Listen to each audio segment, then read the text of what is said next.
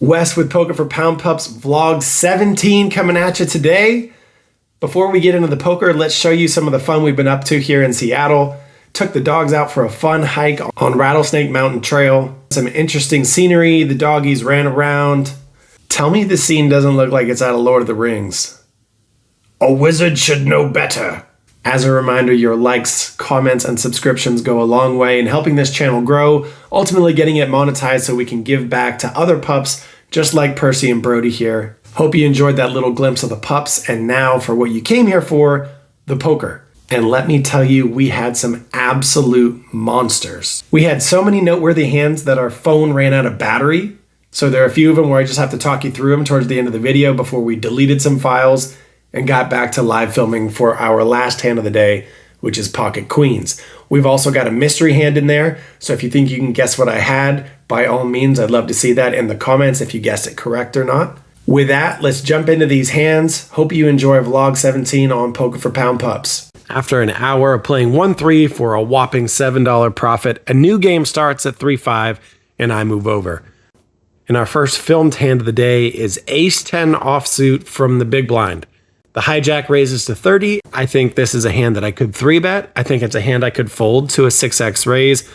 But this time I elect to just go ahead and defend and make the call from the big blind, and we go to a flop of 9-6-5. This is going to be a lot better for my range than it is for his, but I'm still going to go ahead and check, and he puts out a continuation bet of 35 bucks.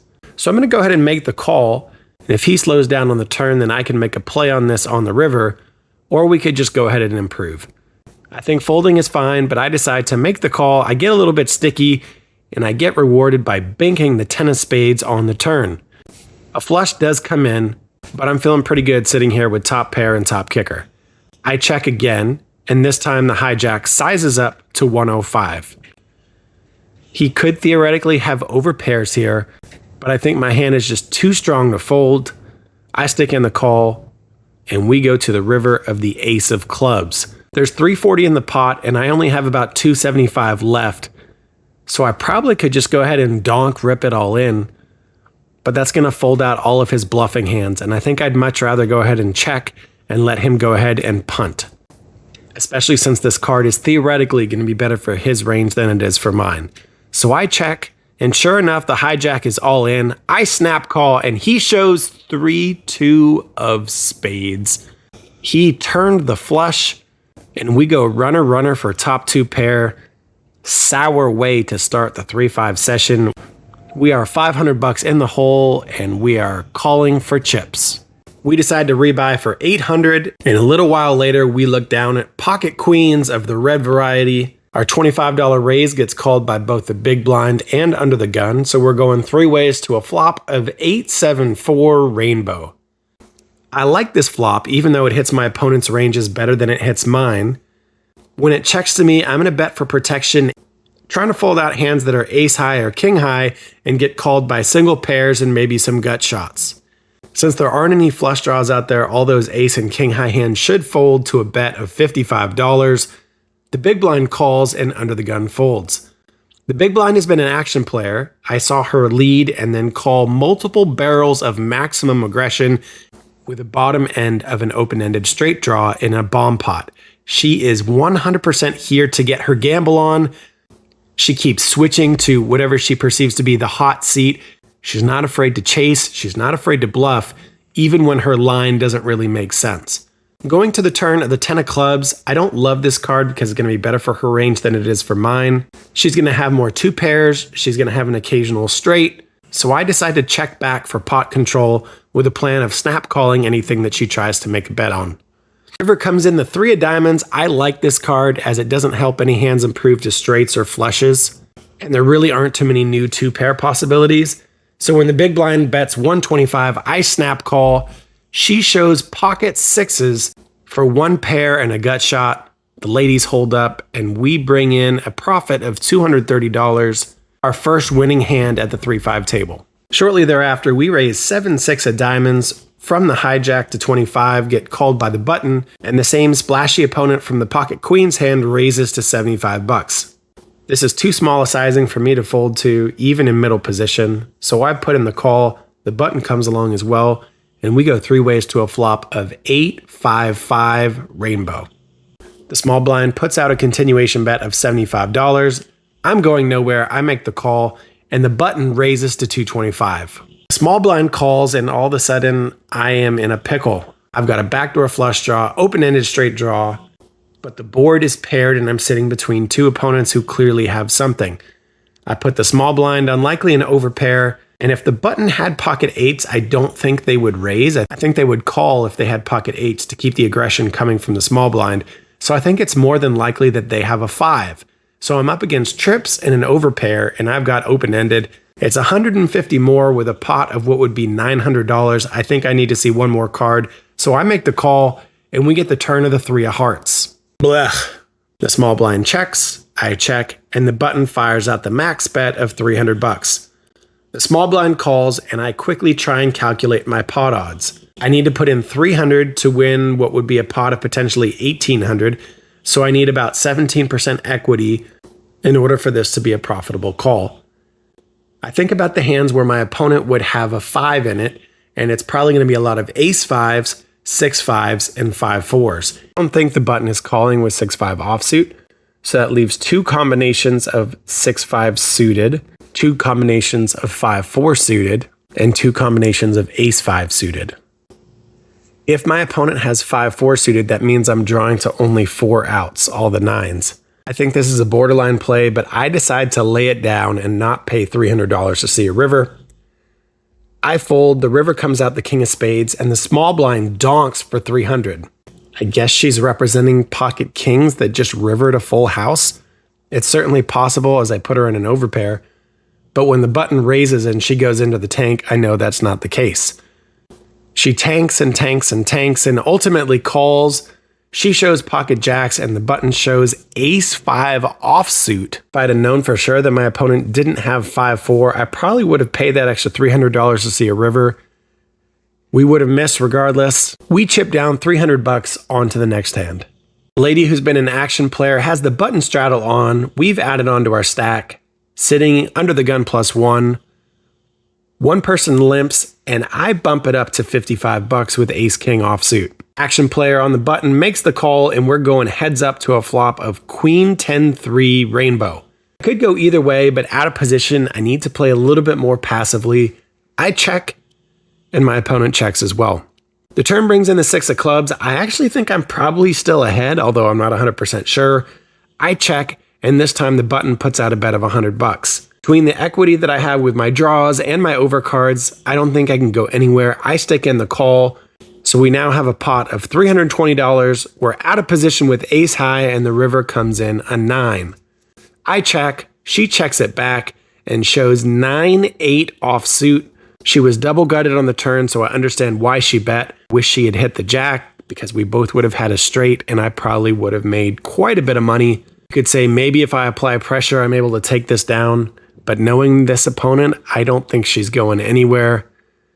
I think this is just an unfortunate circumstance of being out of position against an action player and getting an ugly flop for ace-king offsuit. Such is life. We chip down another $150 or so onto the next hand. We ended up with some absolute monsters in this session, and we get another one when we look down at pocket kings. Unfortunately, a lot of the big hands that we had today ended up being when we were in the small blind, really limiting the amount of money that we could bring in. Nevertheless, we'll take pocket kings all day, small blind, button, or anywhere in between. The hijack raises to 30, the button calls, and I 3-bet to 125. Hijack calls and the button folds, so we're going heads up out of position to a flop of king 4 deuce. We flop top set, and I don't think she's going to be raising any hands with 4s or deuces in them. So we're probably so far in front now that it's not even close. I think the best play is a check, so that's what I do. And my opponent checks it back. The turn's a 7 of hearts, not much help. I could check again and try and set the trap, but I think I need to just start building this pot. I throw out a quarter pot size bet of $75. The hijack doesn't take too long. She folds. Not too many times you flop a set of kings. Unfortunately, we don't get paid off. But hey, we'll take a set of kings any day. On pots are not my cup of tea, but I don't want to be the only party pooper at the table, so I go ahead and play. This time around, we've got Jack 9 of hearts, and we get a beautiful flop of Queen 10-8, 2 spades, and a heart. So I've got the nuts, but this board is super connected. I could look to check raise here, but I don't think this is one where I want to slow play it. I put out a half pot size bet of 75 bucks and every single player folds. Nobody has a queen? What's going on here? Back-to-back hands where we've smashed the flop and gotten nothing to show for it. We've got a tight image at the table because we've been card dead for a few hours. Let's see if we can take advantage of that. 3 hands later, we've got King Jack suited from the small blind. The button limps and I bump it up to 30 bucks. Button comes along and we go to the beautiful flop of Queen 10-9. Another big hand from the small blind where we just flop the lights out. I check and unfortunately my opponent checks it back. Turn is the 6 of clubs. I need to start building the pot just in case my opponent has something. I stick out 30 bucks and my opponent raises to 80 bucks. Now we're talking. I could fast play this since I'm out of position, but I decided to go ahead and put in the call. And we go to the river of the 5 of diamonds. I check, hoping my opponent has something good, but they check it back. We just can't get anything going today, even when we flop the nuts. The good news is that our stack is growing. The bad news is we are just not getting paid off all day. Our chip stack's finally starting to grow. We're up to about 200 big blinds, sitting in the low jack with ace 6 suited. I bump it up to 35 bucks and get calls from the button and under the gun +1. We go to a flop 3 ways of Queen Jack 6. Heads up, I'm going to go ahead and c-bet this all day long with backdoor diamonds and bottom pair. But 3 ways, I'm probably behind, so I check it back when it gets to me. And the button, who's been on the tighter side post-flop, it's in a bet of 50 bucks. Under the gun +1 calls, and I think we're priced in with the equity that we have to go ahead and see one more card. The turn comes in the 10 of hearts. At first glance, this isn't good, but I'm probably the only player here who can have ace king. And after it checks around, I start getting devious thoughts. The river comes in the 3 of diamonds. Under the gun +1 checks. And considering both my image, my range, and the fact that the player who bet on the flop checked on the turn, I think it's time to go ahead and put out a bluff. I try and think of what I would do if I had ace king, and I'd want to make it something where people could go ahead and call. I put the bet out of 110. The button folds. Under the gun +1 thinks for a while, announces that he has a jack, and folds. Normally, I don't show the bluff, but since nobody's paying me off today, I want to get some action when I finally have it. I show that I made a play with bottom pair. The button announces he had a better hand as well.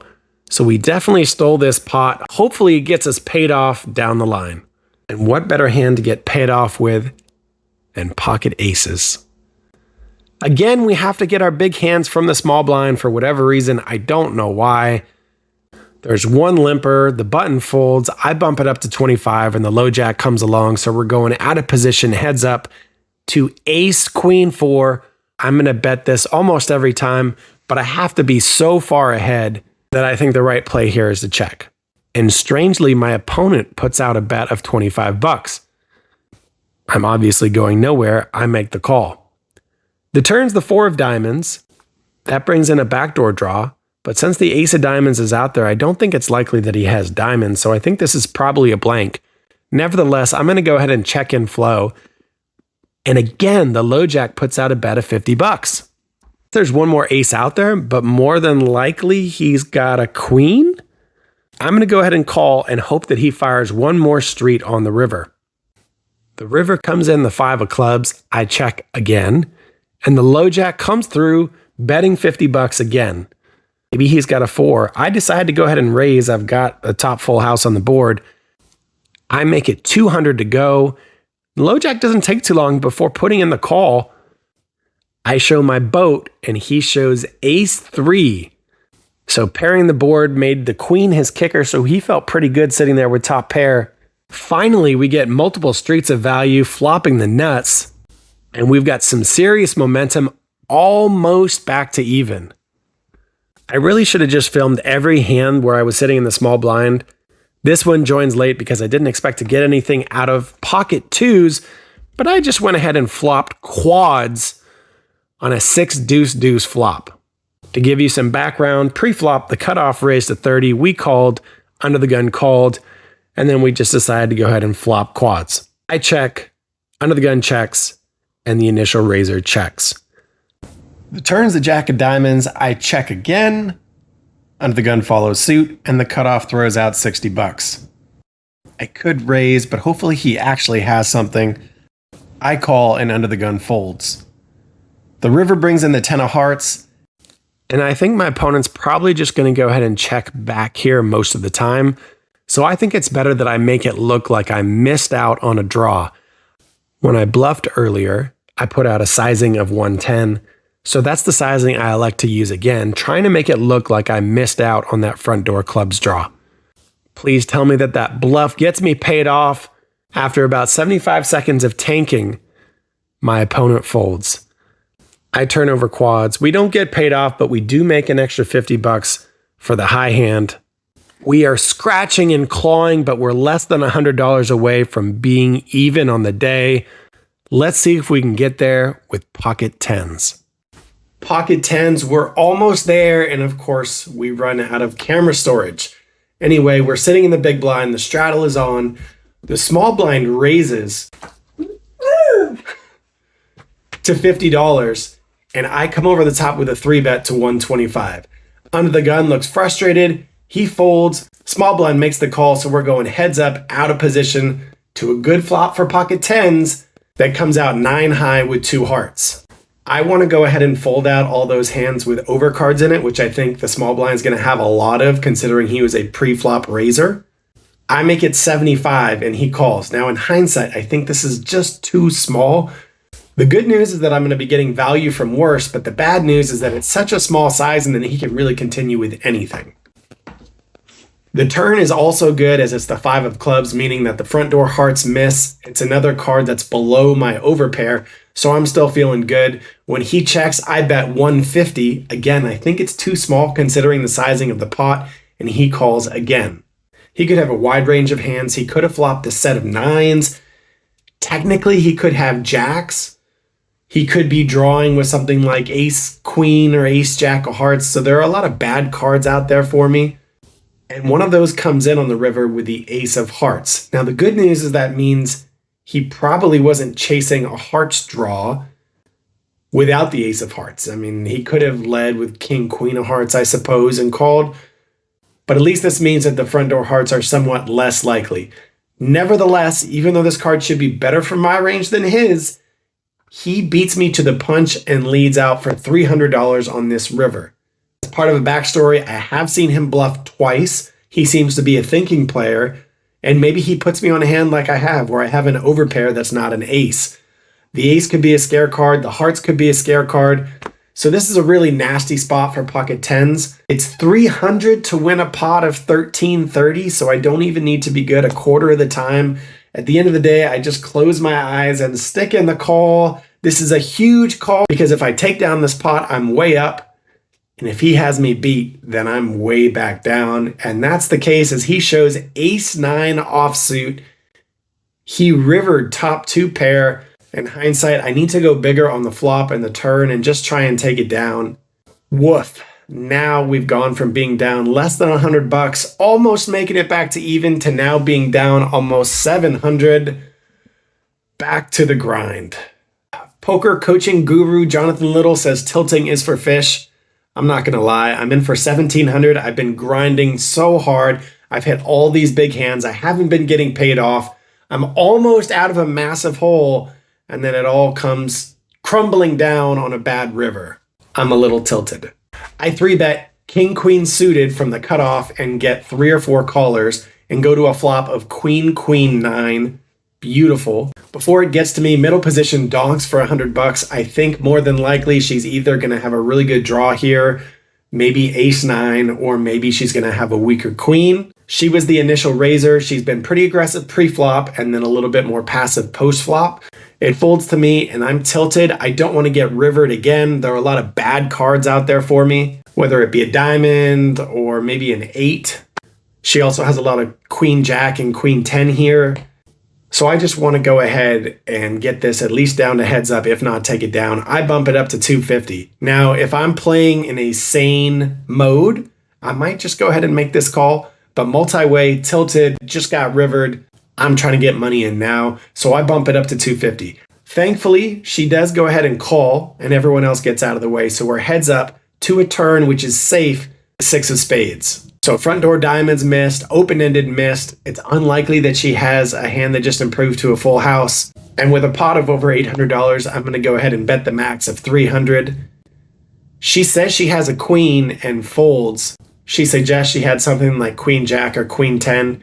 Really good fold by her. That's, I guess, my fault for fast playing it, but you never know what comes on the river. There are a lot of chop cards in there, and there are a few cards, of course, that give her the win. Nevertheless, we profit $490, and all of a sudden we're a lot closer than we were a few minutes ago to getting out of this hole. So ultimately, we do end up deleting some files and getting back to one more filmed hand of the night coming next. But for this hand, we're going to do a guess the hand or a mystery hand like we've done in the past. So see if you can put me on something here. So I'm in the small blind. It folds around to the button, who makes it 15. He hasn't been sitting at the table for too long, so I don't have a great read on him. I go ahead and defend from the small blind, and the big blind calls as well. So we're going 3 ways to a flop of king, 5, 4, 2 diamonds, and a spade. I check, big blind checks, and the initial raiser in the button bets 20. I check raise to 65, the big blind gets out of the way, and the button makes the call. Turn comes in the 2 of hearts, I make it 120, the button calls again. Pot is up to $415, and we get pretty much a blank on the river, the 9 of clubs, and I bet the max $300.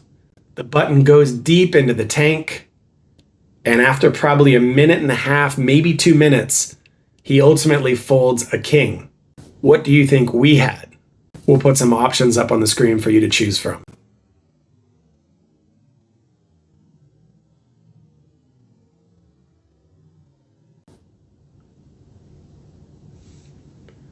Well, if you guessed 8-3 of diamonds, you were correct. I flopped a flush draw, thought it was going to be a board that would favor me more than him. Turned open-ended as well, so I kept the pressure on, and I'm not going to win the pot with 8 high. So I fired the maximum, putting him to the test, and I think my tight image helped me get this one through. So while we didn't get paid off on all our big hands today, it was nice to be able to steal a couple, betting earlier with ace-6. We bet another one that we didn't have filmed on a bomb pot where we fired with 5-9 and bottom pair and won. And this one was a flop that was good, a turn that was great and gave us all the outs in the world. When we missed, we had to fire again. At the end of the day, our opponent just could not make the call with top pair. Felt good to get the bluff through and get even closer back to even. Now, after deleting some files, we get back to the last filmed hand of the day. What do you know? We're in the small blind and look down at pocket queens. The button raises to 25 and we 3-bet to 80 before getting 4-bet by the big blind to 155. The button folds, and of course we're not going to fold to this sizing, although the sizing is a little bit curious. Nevertheless, I don't see him 4-betting with anything less than jacks here, so he might be doing this with jacks, but more than likely he's either got aces, kings, or ace-king. The flop comes king, queen, 5, rainbow. So we flop middle set. We've now gone way ahead of aces, way ahead of ace-king, and we're basically only losing to pocket kings. Nevertheless, I'm going to go ahead and check to the pre-flop aggressor. He checks it back, and that's a little bit concerning, as I think he probably bets with ace-king here. We'll keep an eye on that. The turn comes in the 6 of clubs. I check again, and this time the big blind bets 150. I decided to just make the call. I could raise here, but am I really going to get called by worse? The river's a good one. It's the king of diamonds. This is good because it means there's only one combination of pocket kings, and that's really the only hand that beats us. Sure, he could have had king, queen. I don't think that's very likely. So almost assuredly, he either has ace, king, or pocket aces, and I'm beating both of those hands now. He's probably playing a similar game in his head. He knows what he has, and he knows there are only a few hands that I could have. So instead of letting this one go check, check, I decide to bet 150, a small value bet that should get value from anything with a king in it, as well as pocket aces. He sighs and sticks in the call. Sure enough, pocket queens are good. He tells me later that he had ace king. That was a really good river for us and made it a lot easier to figure out what he had. And we finally crawled out of our hole to get into the black. Let's go to the recap. Wow, what a session. So to wrap things up, we were in for 1,700, out for 1,941 for a profit of $241, a whopping $28 an hour. Kind of crazy after all the mantras that we had today. I had sets of aces, kings, queens. I flopped quads. I flopped 2 straights. I had trips over trips. So many monsters today, and yet I could only eke out a $240 win. Not the best, and it just goes to show that probably the most important factor in making money in the cash game, well, the most important factor is probably your skill level. And the second most important factor is probably timing. And the third is probably position. But the fourth most important factor is the table that you're playing at. If you're playing against a bunch of other good players, and or if you run badly against the action player in the group, it might be a long day for you. For me, I happen to run mostly poorly against the action player, and I got almost all of my big hands from early position, especially the small blind for whatever reason. It just goes to show that if you're at a table of other good players, you might be better served playing lower stakes or switching tables. Overall, I think I played okay, but it was just a decent table. At the end of the day, we climbed out of a big ugly hole. We took the win. Hopefully we gained some valuable experience points along the way, and we had a lot of entertaining hands. All right, that's going to do it for vlog 17. This is Wes signing off for Poker for Pound Pups. We'll see you next time.